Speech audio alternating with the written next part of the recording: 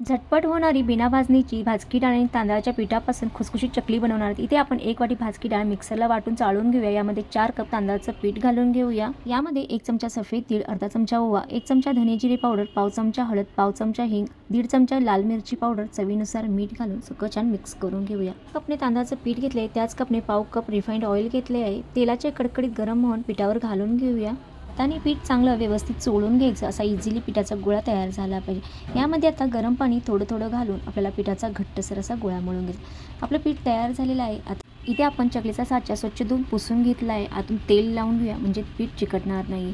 1 मिनिटभर पुन्हा पीठ मळून घेऊया आणि त्याचा एक गोळा बनवून आपण साच्यामध्ये घालून घ्यायचा आहे। हे आपण प्लेटवर चकल्या बनवणार आहोत म्हणून आपण थोडंसं प्लेटला तेल लावून घेतलं आहे। इथे अशा पद्धतीने आपण चकल्या बनवून घ्यायच्या। मीडियम साईजच्या या चकल्या बनवून घेतलेल्या आहेत। इथे आता आपल्याला तळताना मीडियम हाय फ्लेवरती आपल्याला ह्या सगळ्या चकल्या तळून घ्यायच्या। मस्त अशा गोल्डन रंगावर आपण ह्या चकल्या तळून घेणार आहोत। छान